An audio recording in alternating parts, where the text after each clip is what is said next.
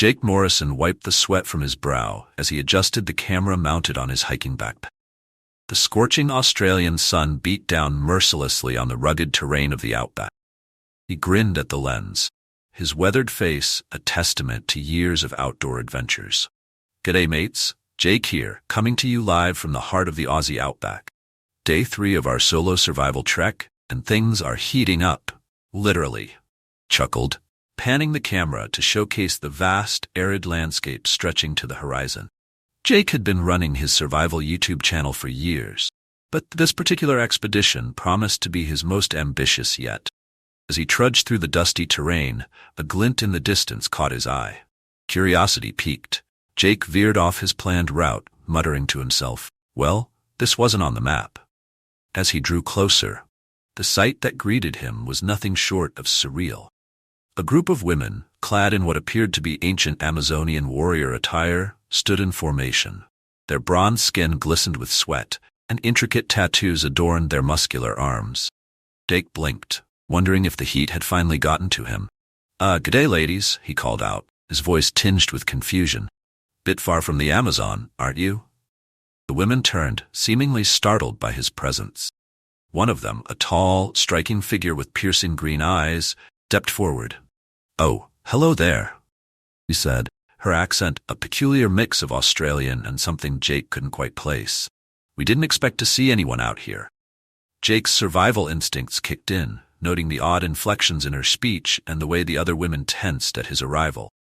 "Yeah, it's not exactly a tourist hotspot," he replied, keeping his tone light. "What brings a group of Amazon warriors to the Outback?" Leader smiled, but it didn't quite reach her eyes. "We're filming a new movie. It's all very hush-hush, you understand. We're supposed to look authentic, living off the land and all that." Jake nodded slowly, his eyes darting between the women. Something felt off, but he couldn't put his finger on it. "Right, a movie, in the middle of nowhere. Makes perfect sense. We'd appreciate it if you kept this to yourself," Leader continued, her voice taking on a honeyed tone. "Wouldn't want to spoil the surprise for your viewers, would we?" Jake forced a laugh. "No worries, mate. Your secret's safe with me. I'll just be on my way then, shall I?" As he turned to leave, he felt a hand grasp his shoulder. Before he could react, the world around him blurred and twisted. A sensation of weightlessness overcame him, and for a moment, Jake thought he might be having a heat stroke. When his vision cleared, he found himself in a sterile, metallic room. The Amazons stood around him, their expressions now cold and calculating. "Well, that was harder than we thought," the leader muttered, tapping a device on her wrist. "He's the first male we've seen in some time. We need to fix our scanners if we're to meet our quota this month for the head queen." Jake's mind reeled. What the hell is going on? Where am I? The leader sighed, facade dropping completely. "You're aboard the Gynarchy's collection vessel, human. We've been tasked with gathering male specimens from various planets for research purposes." Jake's survival instincts kicked into overdrive. He needed to escape, but how? His eyes darted around the room, taking in every detail. The layout seemed oddly familiar, reminiscent of a game he used to play obsessively, Wing Commander. As the aliens discussed their next move, Jake's mind raced. If the ship's layout was anything like the game, he might have a chance. He just needed to bide his time and wait for an opening. "Look," Jake said, forcing calm into his voice, "I think there's been a misunderstanding. I'm just a simple YouTuber. Surely I'm not what you're looking for." The leader laughed, cold, metallic sound that sent shivers down Jake's spine. "On the contrary, human, your survival skills make you an excellent specimen. The Queen will be most pleased." Jake's mind whirred, formulating a plan. "Well, if I'm going to be your guest, I don't suppose I could get a tour of the ship? Might make for an interesting video if I ever get back." The aliens exchanged glances, seemingly amused by his request. "Very well," the leader said. "It's not as if you have anywhere to go." As they led him through the corridors, Jake's suspicions were confirmed. The layout was eerily similar to the Wing Commander game he'd played countless times. He memorized every turn, every door, mapping the ship in his mind. They passed by what appeared to be a hangar bay, and Jake's heart raced. If he could just get to one of those fighters. "And this is where we keep our light fighters," the leader explained, gesturing to the sleek vessels. "Not that you'd know how to fly one." Jake forced a chuckle. "Right, of course not. Just a human, after all." As they continued the tour, Jake waited for his moment. It came when they passed by what looked like a control room. In a split second, he made his move. Diving towards the nearest console, Jake's fingers flew over the controls, muscle memory from countless gaming sessions taking over. Alarms blared as he initiated an emergency protocol, causing chaos among the alien crew. In the confusion, Jake sprinted towards the hangar bay, his heart pounding in his chest. He could hear the shouts of the aliens behind him, but he didn't dare look back. Reaching the nearest fighter, Jake clambered into the cockpit. To his amazement, the controls were almost identical to those in the game. He fired up the engines, a surge of adrenaline coursing through his veins. Come on, he muttered, willing the ship to move.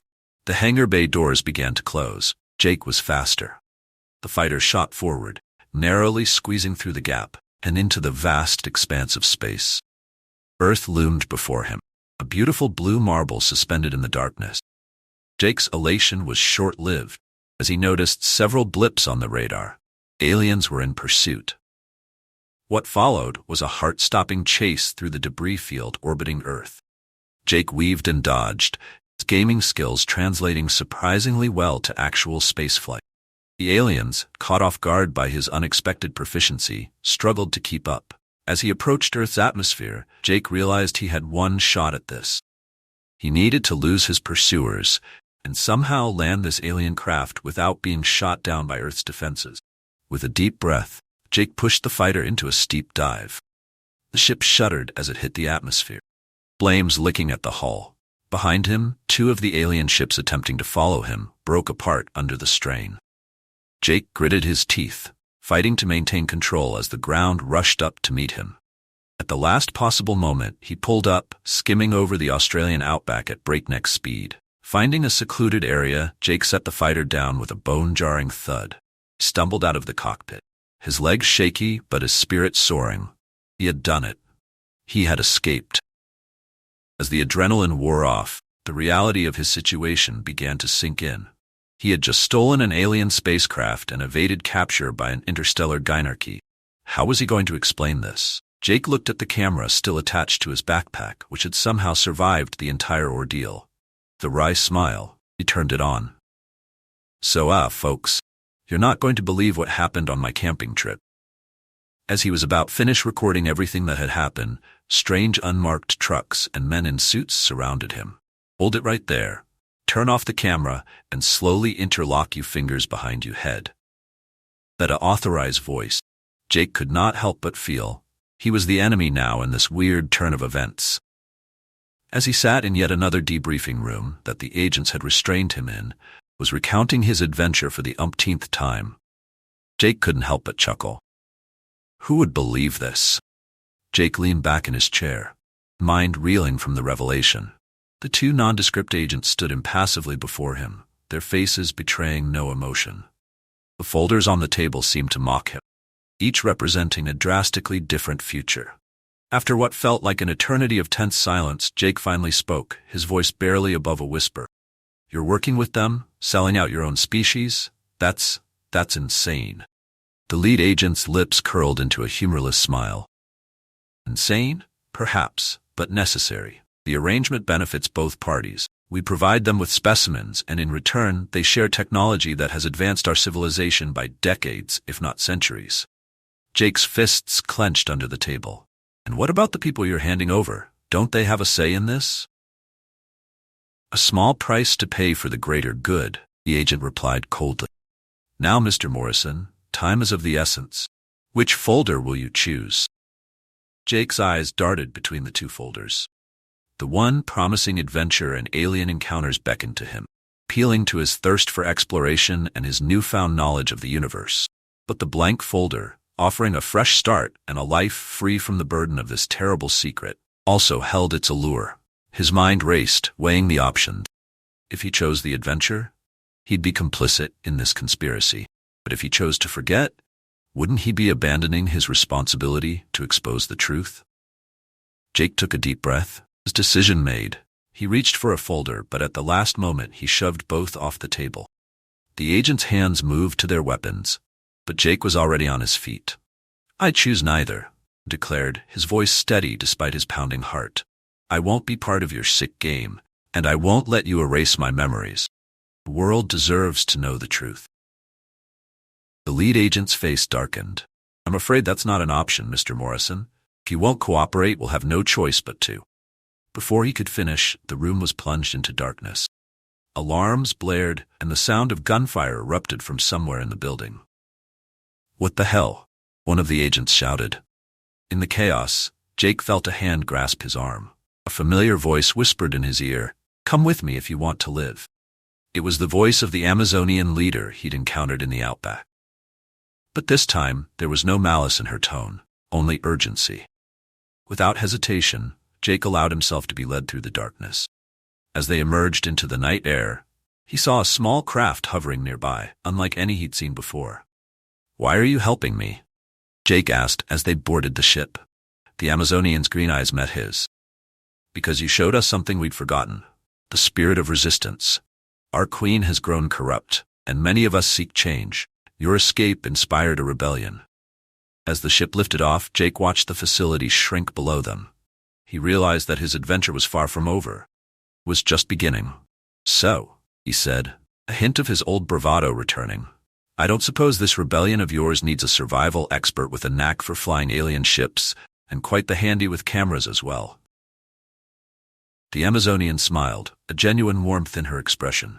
"As a matter of fact, we do. Welcome aboard, Jake Morrison. The galaxy awaits. Oh, and we have holo recorders, so no need for those camera things. These are much better, recording everything your eyes see and more." As Earth faded from view, Jake couldn't help but grin. His life had changed forever.